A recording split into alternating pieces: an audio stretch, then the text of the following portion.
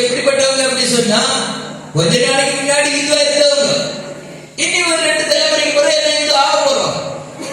சரியா? எல்லாரும் மொத்தம் 2000-3000 வருஷத்துக்கு முன்னாடி கிறிஸ்தவம் தான் இருக்குதா? கிறிஸ்தவம் தோன்றி எத்தனை வருஷம் இருக்குது?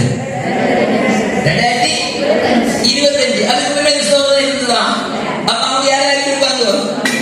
இந்துவா இருந்திருப்பாங்க இல்லையா? அதனால ஒரு 4 தலைமுறைக்கு முன்னாடி ஒரு 10 தலைமுறைக்கு முன்னாடி இந்துவா இருந்தோம். அதனால முஸ்லீம் தான் அதுக்கு பிறகுதான் இல்லையா? அப்போ ஹிந்துவா இருந்தவங்க அல்லது கொஞ்ச நாள் கழித்து இந்து ஆக போறவங்க. அதனால அத்தனை பேருக்கு என்ன சொல்லி கொடுக்கணும்? என்ன சொல்லி கொடுக்கணும்? சமயோகத்தை சொல்லி கொடுக்குறீங்களா?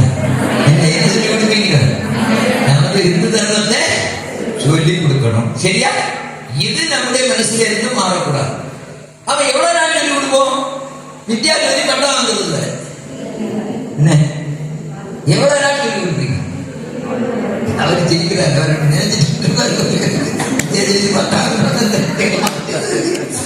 நிறைய பேர் இருக்காங்க.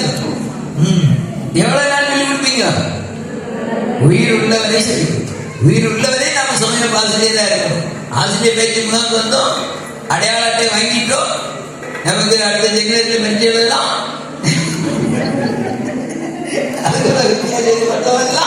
அதுக்கப்புறம் வீட்டில் போய் சோப்பா சாப்பிடலாம். அப்படியா? இல்ல, சமய ஆசிரியருங்கிறது ஒரு புனிதமான பணி. அந்த பணியை செய்வதற்கு நமக்கு பாக்கியம் இருந்திருக்கு. அல்லாம இந்த பணியை செய்ய முடியாது. எல்லாரும் நினைச்சாலும் சமய ஆசிரியர் ஆக முடியாது. நல்லா ஞாபகம் வச்சுக்கணும்.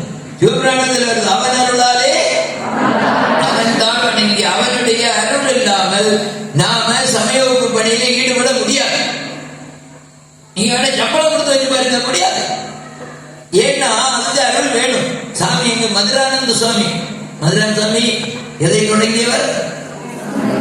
இந்து தர்ம வித்யாபீடத்தை ஸ்தாபித்தார், சமயத்தை தொடங்கினார். அவர் சொல்வார், பக்கத்து ஊர்ல ஒருத்தர் மரணப்படுக்கையில இருந்தார். அவங்களுக்கு குலதெய்வம் முருகன். சுத்தி இருந்தவங்க தான் சொன்னாங்க, முருகான்னு சொல்லி சாகும் போது முருகான்னு சொல்லிட்டு போனா புண்ணியம் கிடைக்கும் தானே, அதனால முருகான்னு சொல்லி சொன்னாங்க. அவர் என்ன தெரியுமா சொன்னாரு? சொல்ல முடியலையே. என்ன சொன்னாரு? சொன்னது எத்தனை எழுத்து? 3 எழுத்து. அவர் சொன்னது எத்தனை எழுத்து? 8 எழுத்து சொன்னாரு. ஆனா என்ன சொல்லல? ஏன்னா அதுக்குள்ள பாக்கியம் இல்லை. அதே மாதிரி சமயோக நடத்துறது எல்லாராலையும் முடியாது. அதுக்கு இறைவன் நிச்சயித்திருக்கணும், இறைவனுடைய அனுமதி உண்டுனா தான். கீதையில ஒரு விஷயம் தெளிவா சொல்லி இருக்கு, தெய்வம் செய்வாத்திர பஞ்சமம் அப்படின்னு சொல்லி.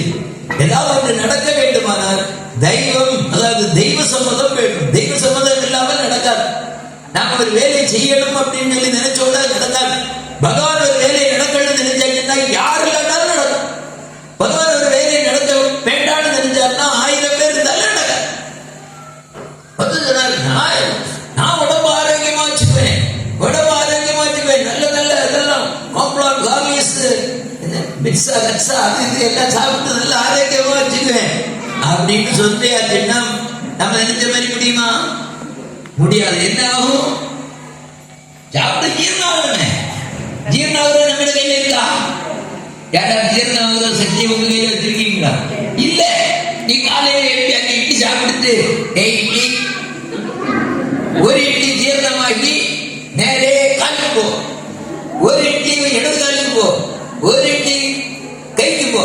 இன்னைக்கு நிறைய கேட்க வேண்டிய ஒரு இட்லி காலுக்கு போ அப்படின்னு யாராவது சொல்றீங்களா? இல்ல. அது யார் பண்றா? பகவான் தான் பண்றார். அதனால நாம நினைக்கக்கூடிய எந்த காரியம் நடக்கணும்னாலும் யாருடைய சம்மதம் வேணும்? தெய்வ சம்மதம் வேணும். இன்னைக்கு நீங்க வந்துட்டீங்க ஆசிரியர் பேச்சு முகாம் வந்து உங்களுடைய திறமை நினைக்கிறீங்களா? இல்ல, பகவான் அருள் இருந்து வந்தீங்க. இன்னைக்கு யாராவது சொன்னாங்க, நல்ல மழையா இருக்கு, கூட்டமே வராதுன்னு நினைச்சோம், மண்டபம் ஃபுல்லா இருக்குன்னு சொன்னாங்க. வந்து பார்த்துட்டு கடவுளுடைய அனுமதி இருக்குது, நீங்க எல்லாம் வந்திருக்கீங்க. அதே மாதிரி சமயம் ஆசிரியராக இருக்கிறதுக்கு நமக்கு கடவுள் சம்மதம் இருக்குது. அதனால நமக்கு அந்த பாக்கியம் கிடைச்சிருக்கு. ஆனா இந்த பாக்கியம் கிடைச்ச பாக்கியத்தை விடலாமா? விடக்கூடாது. உயிர் உள்ளவரை இதை தொடர்ந்து நாம செய்ய வேண்டும். அது மட்டும் இல்ல, இன்னும் நிறைய பேரை இதுல சேர்க்கணும். அடுத்த வகுப்பு யார் எடுத்தாங்க?